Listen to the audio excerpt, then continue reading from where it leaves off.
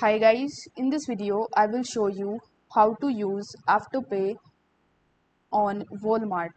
So in order to use it, you have two options.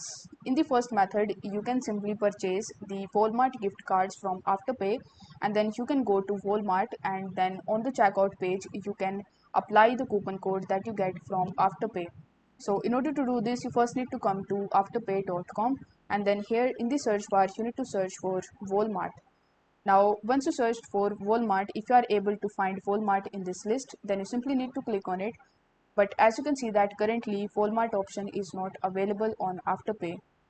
Sometimes available and sometimes doesn't. So you just have to keep on checking Afterpay. Whenever the Walmart gift card is available, you need to click on the Walmart gift card, and then after selecting the amount, you just have to simply make the payment. Then it will show you a coupon code which you can redeem on walmart.com.